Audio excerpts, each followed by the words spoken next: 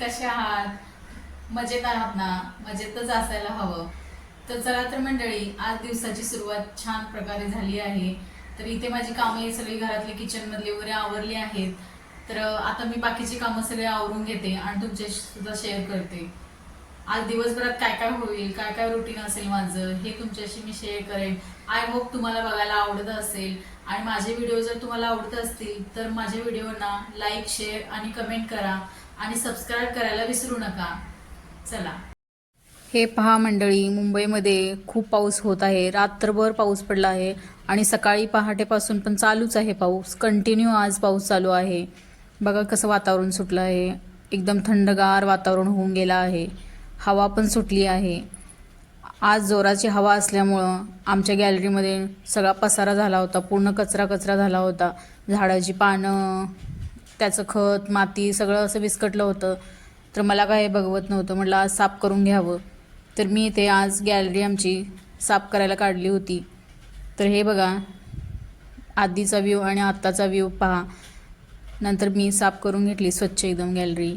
आता किती छान दिसते आहे. तर गॅलरी साफ केल्यानंतर मी लगेच स्वयंपाकाला लागले, कारण स्वयंपाक आवरायचा होता. भूक पण लागली होती. आज नाश्ताच केला नव्हता, त्याच्यामुळं पटकन म्हटलं स्वयंपाक वगैरे आवरून घेऊ आणि मग जेवण करून घेऊ. तर इथं माझा स्वयंपाक आवरल्यानंतर मी जेवायला घेतला आहे.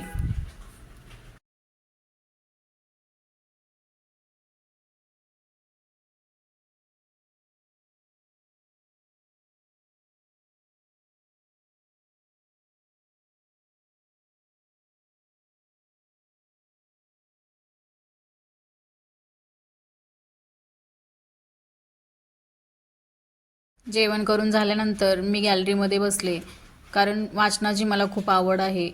कोणतीही पुस्तकं नवीन आणली की मी ती वाचून पाहते.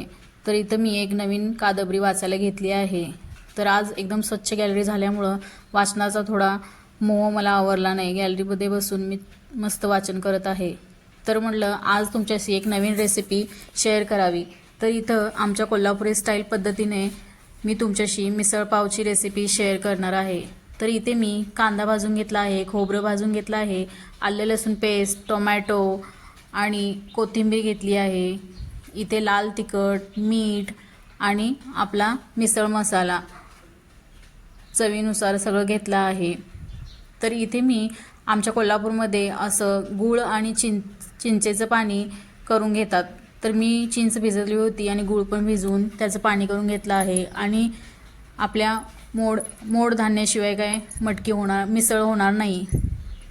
तर चला तर मग तुम्हाला प्रोसेस दाखवते. तर इथं मी पहिल्यांदा खोबरं भाजून घेतलेलं खोबरं, कांदा भाजून घेतलेला, कोथिंबीर, टोमॅटो आणि अद्रक लसूण हे मिक्सरमधून चांगलं बारीक वाटून घेणार आहे, कारण ह्याचं मिश्रण पाहिजे आहे आपल्याला. बाकीचे जे मसाले आहेत, पावडर मसाले, ते असेच टाकणार आहे. तर मी इथे बारीक वाटून घेते. तर मी इथे कढई ठेवली आहे आणि कढईमध्ये तेल गरम झाल्यानंतर मोहरी टाकली आहे. अर्धा चमचा मोहरी टाकायची. मोहरी चांगली भाजून घेतली की मग मी वाटून घेतलेले मिश्रण त्याच्यामध्ये टाकून घेतला आहे आणि हे मिश्रण चांगल्या प्रकारे भाजून घेणार, कारण हा मसाला मी असा तेल सुटेपर्यंत चांगला भाजून घेतला आहे. तेल सुटलं की मग त्याच्यामध्ये आपले हे पावडर मसाले घालून घ्यायचे, मीठ, तिखट आणि आपला मिसळचा मसाला. तर हे मसाले सगळे चांगले मिक्स करून घ्यायचे. सगळे मिक्स झाले पाहिजे त्याच्यामध्ये मसाल्यामध्ये. तर मसाल्यामध्ये मिक्स झाल्यानंतर आपण आपली जी मोड काढलेली मटकी आणि मोड काढलेले मूग होते ते मी याच्यामध्ये घालणार आहे. तर मसाला चांगला भाजून घ्यावा आणि मगच मटकी ॲड करावी. तर मोड काढलेले हे मी मटकी आणि मूग मिक्स केले आहे त्याच्यामध्ये आणि हे पण चांगल्या प्रकारे भाजून घ्यावं लागतं, कारण याला जर आपल्या मसाले चांगले नाही भाजले तर तरी सुटणार नाही. जर आपल्या मिसळला तरी हवी असेल तर मसाला चांगल्या प्रकारे भाजला पाहिजे. तर मी इथे मटकी आणि मसाले सगळे चांगल्या प्रकारे एक 5-10 मिनटं भाजून घेणार आहे. हे पहा, मी इथं चांगली भाजून घेतली आहे. कलर पण चेंज दिसत असेल तुम्हाला.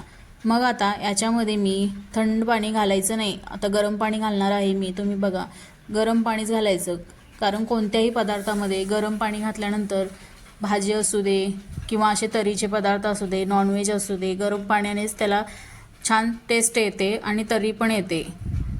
हे पहा, मी आता गरम पाणी याच्यामध्ये ॲड करते. मला जेवढी त्याची कन्सिस्टन्सी हवी होती तेवढं मी पाणी त्याच्यामध्ये टाकलं आहे. म्हणजे आमच्या चौघांना जेवढी पुरेल एवढी मी मिसळ बनवते आहे. तुम्हाला तुमच्या क्वांटिटीनुसार बनवा. तर इथं पहा, मिक्स करून घेतलं मी चांगलं आणि असे झाकून मी शिजू देणार आहे 10 मिनटं. तर शिजल्यानंतर बघताय तुम्ही ह्याच्यावर तरी यायला सुरुवात झाली आहे. ह्या स्टेपला इथे मी गूळ आणि चिंच भिजत घातली होती, त्याचं पाणी मिक्स करते आहे.